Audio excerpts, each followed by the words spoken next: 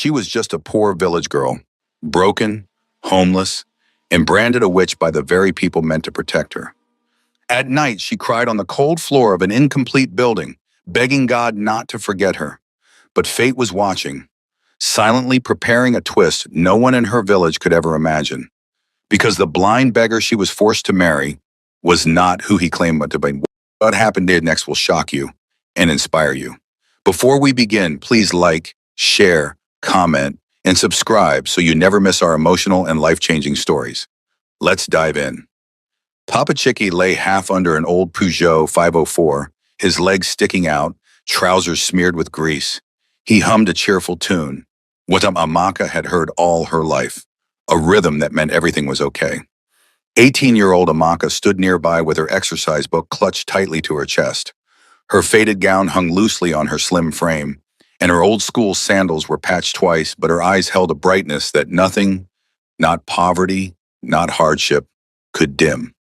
"Papa," she said teasingly, "if you stay under this car any longer, it will swallow you." He chuckled, his voice echoing under the steel beast. "Nan, if this car swallows me, it will vomit me back. I am the only one who knows its stubbornness." She laughed softly. These moments were her treasure, quiet mornings filled with hope and love, even in the middle of lack. Papa Chicky slid out from under the car, wiping sweat and engine oil from his forehead. His face, though tired, lit up the moment his eyes fell on his daughter. "Amaka M," he said, pointing his greasy finger at her. "One day, you will not smell engine oil like me. You will smell books and perfume. You will sit in an office with the air conditioner, speaking big English." She rolled her eyes affectionately. "Papa, leave this your mouth. Where is your air-conditioned office? This your workshop that leaks more than our zinc?" But he didn't laugh this time. He removed his cap, revealing an uneven patch of gray hair, and looked at her with a seriousness that tightened her throat. "If it is my last money on this earth, I will use it to send you to school," he said quietly. "You will not end up like me. I didn't go far in school. That is why you see me lying under cars like goat. But you," he tapped her chest with the tip of the spanner, "you will rise." His words entered deep, deeper than she could express. Sometimes at night she would replay them in her heart like a lullaby. "Papa," she whispered, "I promise I will make you proud." He nodded, smiling. "I know. God did not give me a child. He gave me a future." They spent the morning working together.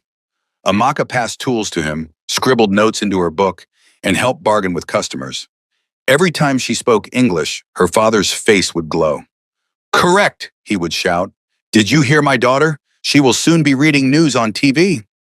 Laughter filled the workshop, and for a moment life felt full. Poor, yes, but full. That evening they ate roasted yams with red oil beside their small kerosene lantern.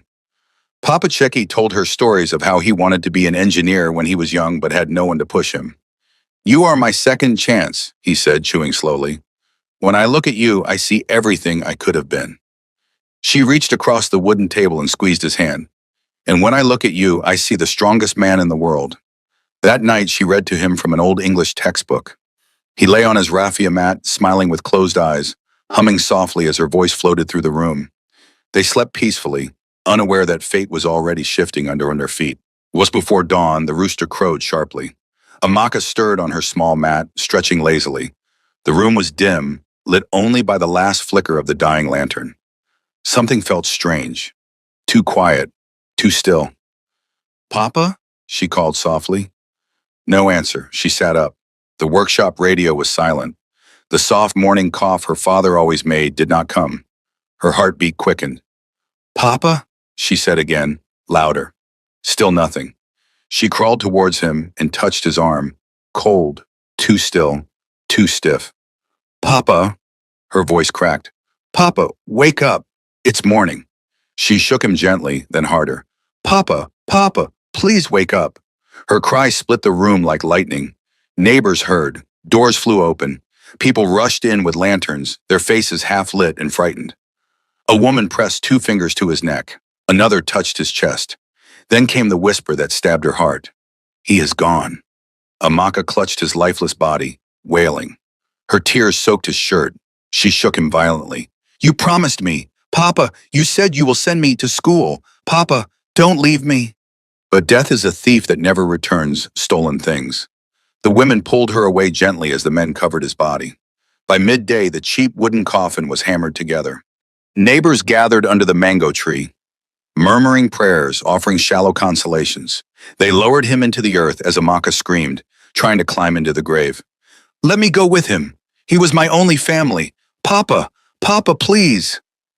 Men held her back as dust fell on the coffin, muting her hope, silencing her dreams. Uncle Emmanuel stood at the side, wiping fake tears, his eyes narrow and calculating.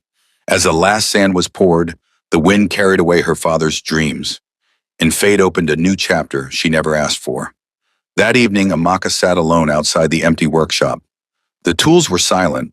The scent of engine oil lingered in the air like a memory refusing to fade. She hugged her knees and whispered into the coming darkness. Papa, how do I live now? Where do I go? What do I do without you? But the sky offered no answer, only the distant footsteps of a man she did not see, a shabby figure leaning on a walking stick, with dark glasses covering his eyes. He paused near the workshop, listening to her soft sobs. Then slowly, silently, he walked away. Her story had just begun. The days following Papa Chickie's burial moved like slow, heavy clouds, thick with grief and whispers. In a village like Umuaghara, nothing stayed secret for long. Death brought sympathy for one day and suspicion for the next. At first, neighbors came with plates of rice, leftover meat, small words of comfort. But by the third day, the plates stopped coming. The sympathetic faces vanished. And in their place came murmurs Amaka pretended not to hear. Chickie was strong yesterday, oh. How did he just die like that? Something is not ordinary. That girl, always reading book. Who knows what she is doing in the night? Amaka tried to shut their voices out. She swept the compound, washed the plates, cleaned her father's workshop one last time.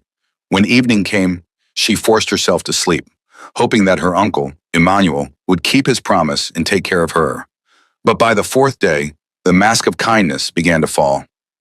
Uncle Emmanuel lived in a compound with 2 wives, 5 noisy children, and enough farmland to feed his family. When Amaka arrived with her small bag and swollen eyes, his first wife, Auntie Beauty, welcomed her with a stiff smile. Come in, Amaka. You can stay in the small room near the kitchen, she said, avoiding eye contact. Amaka bowed her head gratefully. The room was tiny, barely large enough for a mat, but to a grieving girl it felt like shelter. She swept it, spread her raffia mat, and whispered a prayer of thanks. She wanted to be helpful. She cooked, swept, fetched water from the stream, washed plates, and helped plait the younger girl's hair. She forced smiles even when her heart felt like a broken calabash. For a moment she thought maybe, just maybe, she could survive. But Uncle Emmanuel's eyes followed her with a strange intensity, like someone studying a riddle. One evening after she had washed the plates, she heard voices leaking through the thin mud wall of her room. Auntie Beauty's voice trembled. Emmanuel, the girl has been working since morning. Leave her to rest. He replied sharply. Do you know how her father died? Amaka paused, sponge still in her hand. How? Auntie whispered. He leaned closer, lowering his voice but not enough. She killed him. Amaka froze. Auntie gasped. What are you saying, Amaka? That respectful girl? You think these witches show disrespect? He hissed. I warned my brother. I told him, this your daughter is doing too much. Reading book like she wants to fly. Keeping late night with lantern. These children, when they are too smart, it is not ordinary. Amaka pressed her hand against her mouth, fighting a sob. Auntie Beauty spoke cautiously, but Doctor said his heart just failed. Doctor? Emmanuel scoffed. When did village doctor become God? Look, I know what I am pointing. That girl is a witch. She drained her father's life with her stubbornness. Amaka stumbled backward, tears streaming silently. A witch? She had cared for her father until his last breath. How could they turn her love into wickedness? She cried quietly that night, burying her face in her wrapper so no one would hear. 3 days later, things grew worse. Uncle Emmanuel invited a prayer warrior known for dramatic deliverances, Prophet Kalichi. By evening, the compound was full of people, watching as the prophet stood over Amaka like a judge over a criminal. "Confess!" the prophet shouted, pushing her forehead. "Spirit of witchcraft, release her!" Auntie Beauty stood at the back, worried. The children watched with round eyes.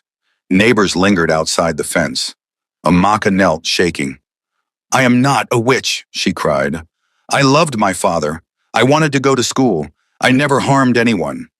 The prophet scoffed loudly. "All witches deny. Spirit of stubbornness, speak!" "I am not a witch," she screamed. People murmured. "Together. See how she is shouting. She is confessing. These young girls with long dreams. Before you know, they join evil groups." Someone threw sand at her feet. Someone else spat on the ground beside her. That night, Amaka's tears soaked her mat. She felt her father slipping further away. Not because he was gone, but because everyone was rewriting her love story into a curse. The breaking point came unexpectedly. Just before dawn, Uncle Emmanuel stormed into her small room, yanking the door open. "Stand up!" Amaka jumped, frightened. "Uncle, what happened?" "You will not stay in this house another minute," he growled. "Pack your things." She stared, trembling. "Uncle, where will I go?" He grabbed her small bag and flung it outside. Her clothes, washed carefully by her father before he died, fell into the red dust. "You want to kill me too, Abi?" he shouted. "You think I will wait before you finish me? Leave!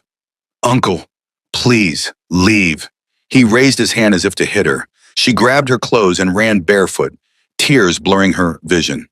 She did not stop running until she reached the edge of the village. For 2 days, she slept under a tree near the stream, shivering through the cold night breeze. But gossip travels faster than Harmattan wind. Soon the entire village knew. Chike's daughter has been sent out for witchcraft. No wonder her father died suddenly. She is cursed. Nobody wanted her near their compound. Then she found the incomplete building, an abandoned structure with 4 walls and no roof. The cement floor was cold and rough, but it was a place to hide from mocking eyes. She spread her wrapper on the ground and lay down, staring at the stars through the open ceiling. Hunger gnawed at her stomach, but the pain in her chest was worse. "Papa," she whispered, "you left me in a world that hates me." But survival is stubborn. Amaka forced herself to work. She woke before dawn, tying a piece of cloth around her hair. She knocked on neighbors' doors, offering to weed their farms, fetch water, carry firewood, wash clothes. Some refused, staring at her as though she carried a plague. Others agreed, but paid her so little that she sometimes worked all day only to buy a handful of gari. Sun burned her skin into a deeper shade. Her soft palms hardened like wood. Her once beautiful feet cracked from walking barefoot. But she endured. Every evening, she dragged herself back to the incomplete building, curling on the ground. Rain sometimes beat through the open roof, soaking her completely. She would hug herself tightly and whisper, "I will not die. Papa would not want me to die." One evening, while returning from the stream with a heavy jerry can on her head, she saw a figure struggling by the roadside. A man, dark glasses, torn shirt, a walking stick tapping unevenly. A blind beggar. Motorcycles zoomed past him, spraying dust. Nobody stopped. Children laughed cruelly. "Blind man, move from the road!" He flinched, confused, nearly stepping into a ditch. Amaka dropped her water, rushed forward, and grabbed his arm gently. "Easy, sir. Come. Let me help you cross." The man lifted his head as if trying to see her through the darkness of his blindness. Though his eyes were hidden, something about the turn of his face told her he was studying her. "Thank you, my daughter," he said softly. "Not many people stop for someone like me." She smiled weakly. "Everybody deserves help." He held her hand for a moment longer than necessary, not in a wrong way, but as though searching for something in her touch. "God will bless you," he said simply. Amaka guided him across the crossroads, waited until he steadied his steps, then hurried off to the stream for more water. She did not look back, but he did, turning his head ever so slightly, listening to her voice fading in the distance as she greeted someone politely. And in that moment, something stirred in the blind man's heart, something that would change both their lives. By midday, the earth felt hot beneath bare feet, and the air buzzed with heat and gossip. Amaka wiped sweat from her forehead as she bent low in Mama Ojugo's cassava farm, pulling stubborn weeds with hands already blistered from days of work. Her body ached, her stomach growled, but she kept going. Every coin mattered. It was the only way she could afford a small plate of gari in the evening. Amaka! A voice suddenly called. She lifted her head to see her younger cousin, Ngozi, rushing toward her in dusty slippers. Her breathless expression made Amaka straighten immediately.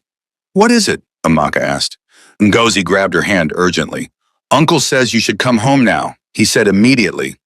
Home, the word tasted like ash. That compound stopped being home the night her clothes were thrown into dust.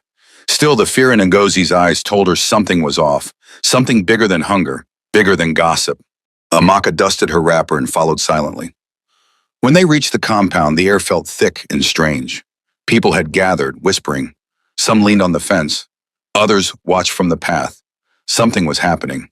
In the center of the compound sat the blind beggar she had helped days earlier. He wore the same faded shirt, though it had been carefully washed. His dark glasses shielded his sightless eyes. His walking stick rested across his knees. His posture was humble, but there was something calm and observant about him. Uncle Emmanuel sat across from him, smiling in a way Amaka didn't trust. Wide, fake, dripping with calculation. There she is, he announced loudly the moment she stepped in. My brother's daughter, the one we discussed. The blind beggar tilted his head, listening for her footsteps. So, this is Amaka? He asked softly. Yes, yes, Emmanuel said, forcing a laugh. A good girl, hard-working, very respectful. The hypocrisy made bile rise in her throat. Uncle, she whispered, what is happening? He shot her a warning glance that froze her tongue. Kneel and greet your future husband. Her heartbeat stumbled. Her eyes flew to the blind beggar, then back to Emmanuel. Husband? She stuttered. What are you talking about? The beggar cleared his throat gently. My daughter, I came to your uncle because I have no family. I am blind, poor, and alone. But I have been watching you from afar. The day you helped me cross the road, I prayed God would give me someone with a heart like yours. His voice was soft, too soft, like someone who meant what he was saying. I want to marry you, he said simply. I don't have much, but I will do my best to give you peace. The world spun around her. Uncle Emmanuel clapped his hands. Yes, a good decision. You see, God has favored you. Favored? Favored? This was not favor. It was a prison sentence disguised as marriage. Amaka swallowed hard. Uncle, I don't want to marry now. I want to work, maybe save small money. Maybe one day I can still... Emmanuel slammed his palm against the wooden stool, startling everyone. You are still dreaming of school? He snapped. Are you mad? She flinched. Look at you, he continued harshly. A girl that sleeps in incomplete building. No parents, no future. And someone is here begging to marry you? You better thank God. But I don't love him, Amaka whispered, her voice cracking. I don't know him. She looked at the beggar helplessly. He sat still, face unreadable, listening carefully. Emmanuel leaned toward her, lowering his voice into something cold and sharp. You are forgetting something. His eyes hardened. That incomplete building you are sleeping in? I know the owner. One word from me, and you will sleep on the road like a dog. Those women giving you small farm jobs? I will tell all of them you confessed to being a witch. Her breath caught. You will not earn one kobo again, he hissed. You will starve. You will beg. You will die. She felt her legs weakening. Uncle, please, marry this man, or I destroy whatever is left of your miserable life. The words hit like stones. The blind beggar's fingers twitched lightly, as if uncomfortable with what he heard. But he said nothing. From that day, Emmanuel declared open war. He marched across the village, telling every farm owner that Amaka must not be given work. She is a witch, he whispered dramatically. She confessed. Keep your children away from her before she destroys your family. Fear spread quickly. Villagers were superstitious. Nobody wanted trouble. Within 2 days, no one hired her again. When she went to the stream to fetch water for people, they refused. No, don't come near my bucket. Go! Mama said you have evil spirit. She returned to the incomplete building hungry, shaking, and hopeless. By the third day, she fainted on her way back from the bush, where she had gone to cut firewood to sell. A passerby poured water on her face and she woke trembling, her body too weak to continue fighting. Uncle Emmanuel's threat became reality. She had no work, no food, no shelter that couldn't be snatched away, no family, not even dignity. So when he called her again, she went, not because she wanted to, but because she had no strength left. When she entered the compound, the blind beggar stood there with his cane, listening for her footsteps. Emmanuel folded his arms. So what is your answer? She looked at him, at the blind man, at the sky, anywhere but her broken reflection inside her heart. If this is the only way I will have peace, her voice trembled. I agree. There was silence, then the beggar lifted his face toward her. His voice was gentle. Are you sure, my daughter? I don't want to be a burden. She bit her lip. My life has already become a burden. I just want rest. Uncle Emmanuel grinned triumphantly. Good, the wedding will be small. After all, who will waste money for a girl like you? The words burned, but she stayed still, because she had nothing left to fight with. That night, Amaka walked back to the incomplete building and sat on the cold cement floor for a long time. The moonlight poured through the open ceiling, illuminating her tear-streaked face. She hugged her knees tightly and whispered, Papa, I don't know if I am doing the right thing, but I have no strength left. Please, just guide me. Far away, at the small hut where he lived, the blind beggar sat on his mat, tapping his fingers quietly, thinking about the girl who had agreed to marry him under pressure, under hunger, under fear. The girl who had shown kindness even when the world gave her none. He leaned back and whispered into the night, God, if I am right about her, let her not regret this choice. The village slept, but destiny was just waking up. The morning of Amaka's wedding arrived quietly, without celebration or joy. Harmattan winds swept across Umuogara village, carrying dust that clung to clothes, faces, and broken dreams. While other brides were awakened with songs and ululations, Amaka rose alone in the incomplete building, brushing sand from her wrapper as she prepared to marry a man she barely knew. She walked to her uncle's compound slowly, her heart heavy. The borrowed lace gown she wore had once been bright blue, but now it was faded, patched at the side and slightly loose. She tried to smile at herself in the cracked mirror, but the reflection felt like a stranger. By the time she reached the compound, a small crowd had already gathered. Women leaned on their hips, whispering loudly, their voices mixing with the sound of pots clanging and chickens running across the yard. So this is how Chick's daughter ended up? Marrying a blind beggar? Pride goeth before fall. Amaka kept her eyes on the ground. Underneath a small mango tree sat Brother Jude, the blind beggar. He wore a neatly washed shirt and simple trousers. His dark glasses hid his eyes, and his walking stick rested by his side. He sat quietly, calm, almost graceful, a stark contrast to the chaos around him. The village elder cleared his throat and signaled for the ceremony to begin. There was no music, no decorations, and no canopy, just a wooden tray with kola nut and a pot of smoky jollof rice cooking at one corner. Amaka, daughter of late Chike, the elder intoned, do you agree to take Jude as your husband, to care for him and walk with him in life? Her father's voice echoed in her heart. One day you will smell books, not engine oil. A tear slipped down her cheek. I agree, she whispered. The elder turned to Jude. Brother Jude, do you agree to take Amaka as your wife? I agree, he replied, his voice soft but steady. The elder blessed the kola nut, broke it, and prayed for their union. The crowd responded with a lukewarm, Ise, as if attending a ceremony they did not believe in. Uncle Emmanuel beamed proudly, shaking Jude's hand as though he had arranged a royal marriage. My brother's daughter is now a wife, he announced loudly. God has saved her. But Amaka knew he was celebrating his control, not her blessing. After a simple meal of rice and sachet water, the small reception ended. No music, no dancing, no joy. Jude gently tapped around with his walking stick and found Amaka's hand. Wife, he said softly, let's go home. A lump rose in her throat, but she nodded. She guided him slowly down the dusty road to the house he lived in. a tiny mud house at the far edge of the village. The compound was quiet. The room inside was simple but clean.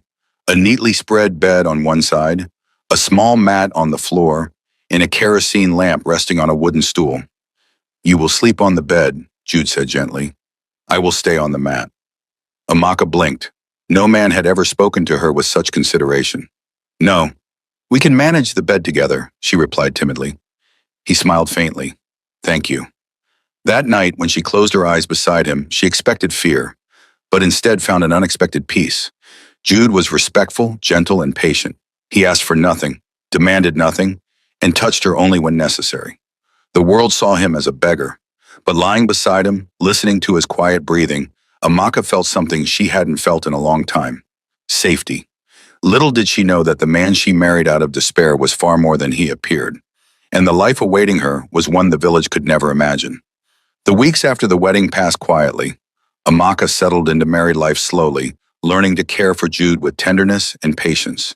She cooked for him, read to him at night, guided him through the winding village paths, and defended him whenever the children mocked his blindness. But behind his calm face, Jude wrestled with a secret found too heavy for his heart.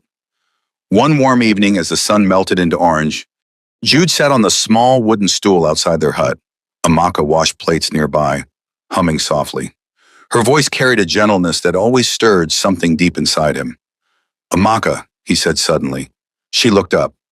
"Yes, my husband?" "There is something I need to tell you, or rather something I need to ask of you." Her brows furrowed with concern. "What is it? Are you sick? Do you need medicine?" He shook his head. "No, but I received word that a doctor in the city might help with my eyes. He says there's a chance I might see again." Her heart leaped. "Truly? Oh, that would be wonderful." Jude continued quietly. "But the journey is long, and I don't have much money left. Still, if you go with me, maybe God will help us." She didn't think twice. "I will go with you, anywhere." A soft smile crossed his lips. "Thank you." They left the village the next morning in an old bus. Amaka held his hand the entire trip, steadying him whenever the bus bounced on potholes. Dust blew into the bus through broken windows, but she didn't complain. When they arrived in the city, Amaka's eyes widened. Tall buildings glistened under the sun. Cars zoomed past at frightening speed. Everywhere felt loud, busy, powerful, nothing like the quiet paths of her village. But what amazed her most was how Jude seemed to know exactly where he was going. "Turn left here," he told the driver. "No, take the main road," he insisted. "Yes, stop at that tall gate with white pillars." Amaka frowned. "Husband, how do you know this place so well?" He only smiled. "Someone described it to me long ago." When they reached the gate, two security men stood guard. To Amaka's shock, they recognized Jude instantly. "Welcome, sir," they greeted, bowing respectfully. "Sir," she blinked, confused. "Sir, to a poor blind man?" They led them into a large compound with flowers, polished floors, glass windows, and a quiet elegance that made Amaka feel as if she had stepped into another world. "Is this the hospital?" she whispered. "Yes," he said simply. For several days, Jude attended doctor appointments. Every morning, a car arrived to take him away, while a polite female staff member attended to Amaka, bringing her food, asking if she needed anything. But something felt strange. Staff members bowed slightly whenever they passed Jude. Everyone avoided speaking loudly in front of him. And nobody ever allowed Amaka to enter the doctor's office. One afternoon, a man in a suit approached her with documents. "Madam," he said, "your husband requested that you sign some legal papers. Formalities. In case of emergency." "Emergency?" she gasped. He smiled reassuringly. "Nothing serious, just protocol." Amaka read slowly. The English was big, but she asked questions. The man watched her with growing respect. Most women he had seen in her position signed blindly. But Amaka read every line, struggling but determined. That evening, Jude called her to sit beside him on the bed. "Amaka," he said softly, "I want to ask you something, and I want the truth." She nodded. "If one day you had the chance to leave this life of suffering, to marry a rich man, someone who could send you to school, give you everything, would you leave me?" Her heart dropped. "Why would you ask such a thing?" "Just answer," he insisted, voice slightly trembling. She swallowed hard and was, I won't lie. I want a better life. I want education. I want comfort, but she touched his hand gently. I made vows before God. You are my husband, blind or rich, poor or wealthy. I cannot throw you away because of money. Jude's lips trembled. And if God wants to bless me, she continued softly, he will bless me where I am, with you. He breathed in sharply as though her words had pierced him. The next morning he went to the doctor again, but this time she waited longer than usual. 1 hour, 2 hours, 3. Then the door opened. A tall man stepped into the room. Clean-cut hair, elegant suit, sharp eyes. Amaka stood. Sorry, sir. I think I'm in the wrong. Amaka, the man said gently. Her breath stopped. That voice. Jude, she whispered.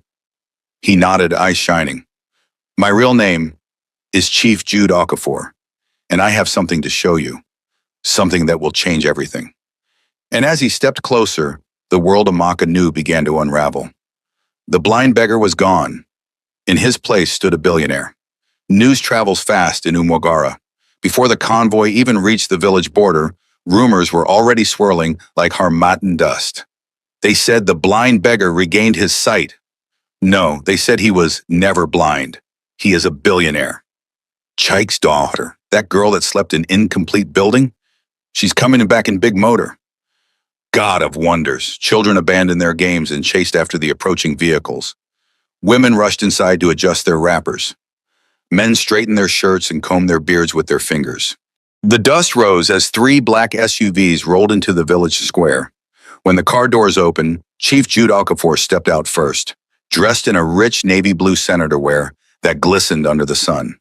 His once hidden eyes were clear, confident, steady, the eyes of a man who commanded boardrooms and industries. Then he stretched out his hand with pride, and Amaka stepped out. A hush fell over the entire village. She wore a simple but elegant cream gown, her natural hair styled beautifully. Her skin glowed with health.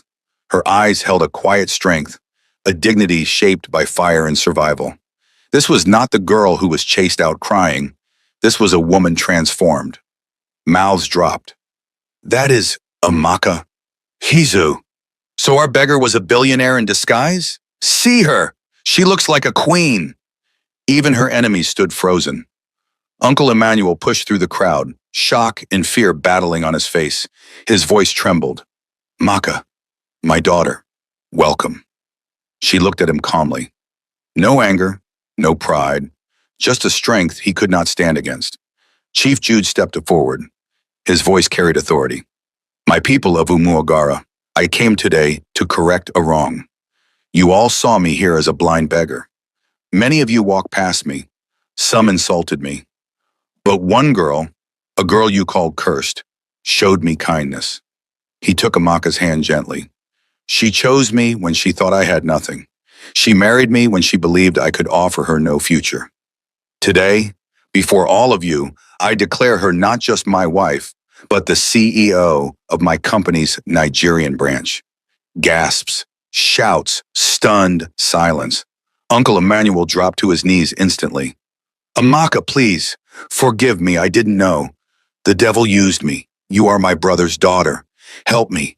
Help my children. I'm sorry. Tears welled in Amaka's eyes, but her voice was calm and firm. Uncle, you almost destroyed me. You called me a witch. You threw me out. I suffered. I starved. But Papa raised me to forgive. I won't harm you.